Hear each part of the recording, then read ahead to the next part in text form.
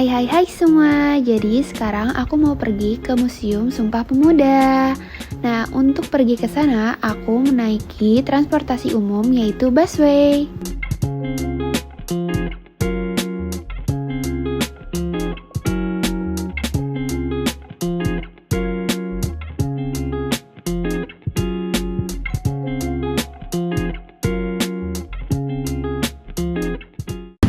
Halo guys, jadi sekarang aku udah sampai di Museum Sumpah Pemuda. Kalian mau tahu nggak sih isinya apa aja? Jadi ikutin aku terus ya.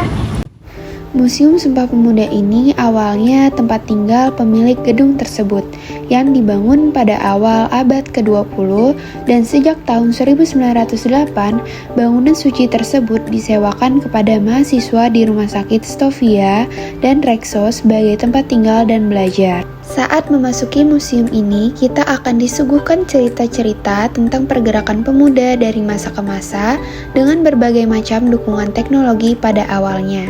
Nah, pertama aku di sini menuju halaman belakang Museum Sumpah Pemuda terlebih dahulu. Di sini terdapat sejarah-sejarah tentang perjuangan pemuda-pemuda dahulu. Lalu di sini ada sejarah perjuangan pemuda, di mana semenjak berdirinya organisasi Budi Utomo pada tahun 1908, pergerakan kepemudaan di tanah air mulai terorganisasi secara baik. Contoh organisasi kepemudaan itu antara lain ada Indies Party dan juga Young Java Brothers.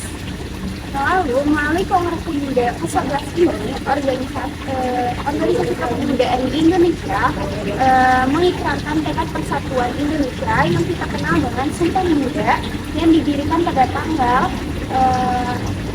28 Oktober 1928. Di halaman belakang museum ini terdapat monumen Persatuan Pemuda yang berbentuk seperti kepalan tangan. Nah, di sini ada hasil dari Sumpah Pemuda. Ini ada monumen Persatuan Pemuda 1928. Apa sih hasil keputusan dari Kongres Sumpah Pemuda itu? Yang pertama adalah kami putra dan putri Indonesia mengaku bertumpah darah yang satu tanah air Indonesia. Yang kedua ada kami putra dan putri Indonesia mengaku berbangsa yang satu, bangsa Indonesia. Dan yang ketiga, kami putra dan putri Indonesia menjunjung tinggi bahasa persatuan bangsa Indonesia.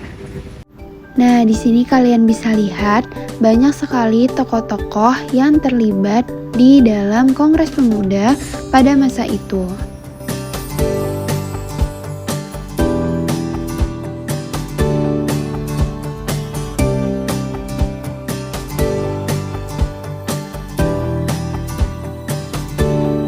Sejak 1925, para pelajar dari Yogyakarta memilih untuk tinggal di rumah indekos milik Si Kong Lian di Jalan Kramat Raya nomor 106 Jakarta.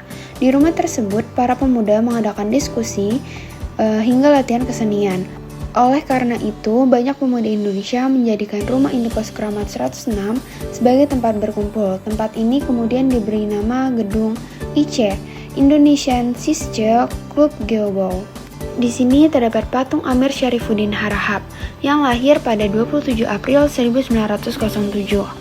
Amir sempat menempuh pendidikan di negeri Belanda tapi tidak diselesaikannya. Selain menempuh pendidikan di Batavia, ia juga aktif dalam organisasi kepemudaan yaitu Jong Bataks dan menjadi penghuni pemondokan Kramat 106. Nah guys, jadi di sini ada Muhammad Yamin. Siapa sih Muhammad Yamin itu? Muhammad Yamin itu aku mengenalkan kepada kalian dulu. Jadi Muhammad Yamin ini lahir di Sawalunto pada 24 Agustus 1903. Ia ini menempuh pendidikan di Holland India's Lange School atau HIS. Nah, Muhammad Yamin juga aktif dalam organisasi sebagai sekretaris dari kepanitiaan Kongres Pemuda kedua yang diselenggarakan di kosnya yaitu pemondokan Kramat 105. Kemudian kita akan memasuki ruangan Si Kong Lian.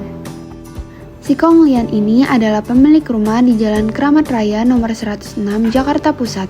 Ia menyewakan rumahnya kepada para pelajar di Weltevreden atau Batavia sejak 1920. Saat itu beberapa pelajar Stovia dan RHS tinggal di rumah indekos milik Si Kong Lian. Setelah 1934, Si Kong Lian menyewakan rumah di Keramat Raya nomor 106 tersebut kepada kerabatnya Pang Jem Jam pada 1934 sampai 1937. Selanjutnya, pada 1937 sampai 1948 disewakan kepada Loh Jingto untuk dijadikan toko bunga.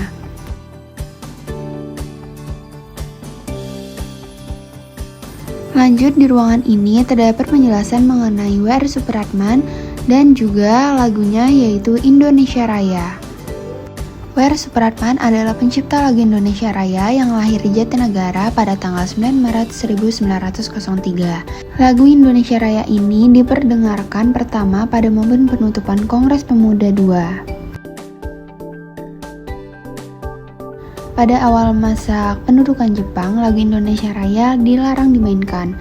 Namun ketika Jepang pertama kali kalah dari sekutu pada 1944, tentara Jepang berusaha merebut hati rakyat Indonesia dengan mengizinkan lagu Indonesia Raya dikumandangkan. Adapun kongres lain yang terjadi di Indonesia yaitu Kongres Bahasa Indonesia dan juga Kongres Perempuan. Kongres Bahasa Indonesia pertama digelar pada 25 Juni 1938, sedangkan Kongres Perempuan pertama diselenggarakan pada 22 Desember 1928. Lalu di sini terdapat juga barang-barang yang dipakai pada saat peristiwa Sumpah Pemuda.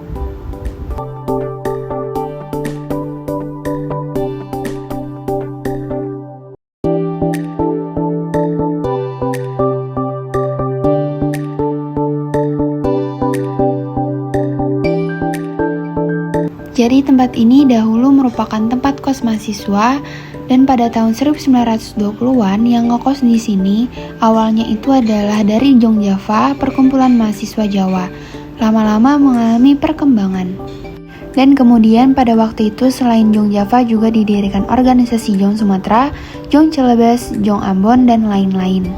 Dan pada waktu mereka kuliah ini, mereka sering ketemu, mereka kemudian memunculkan gagasan untuk mengadakan Kongres Pemuda. Kongres Pemuda ini tujuannya untuk mempersatukan para pemuda agar cita-cita perjuangan mencapai kemerdekaan itu bisa tercapai.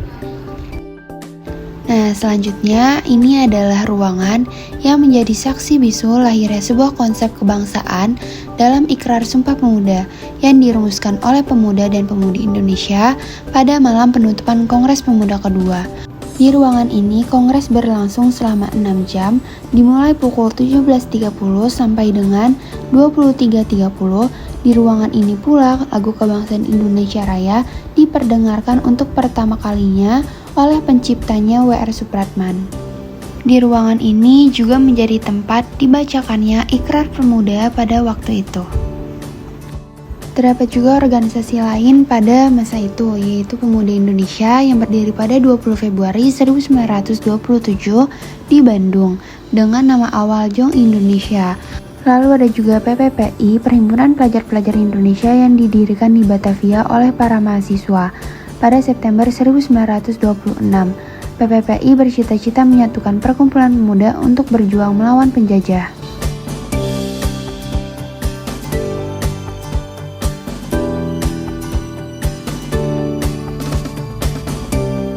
Kongres Pemuda ini dilakukan 2 kali. Yang pertama itu ada pada tanggal 30 sampai 2 Mei 1926. Puncaknya yaitu pada dilaksanakan di University Kemampuan dan Batavia. Ada pun hasil utama Kongres Pemuda pertama ini yaitu adalah pengakuan dan penerimaan cita-cita persatuan Indonesia walaupun itu masih sangat-sangat bentuknya.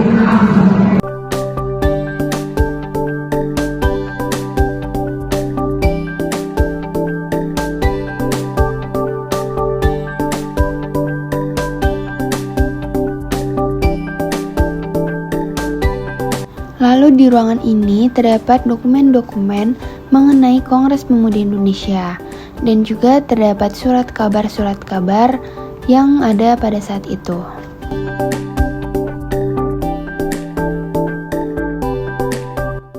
Lalu di di sini terdapat tempat penghormatan untuk pemilik gedung museum ini, yaitu Si Kong Lian.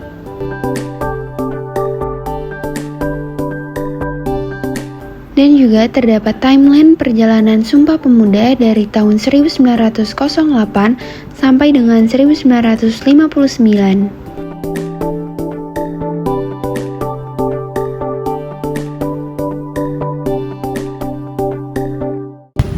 Nah, itu dia nih koleksi-koleksi yang ada di Sumpah Pemuda, di Museum Sumpah Pemuda. Wawasan kalian jadi bertambah nggak sih karena ada museum ini? Jadi ya nanti aku bakal keliling museum-museum lagi. Stay tune ya, dadah!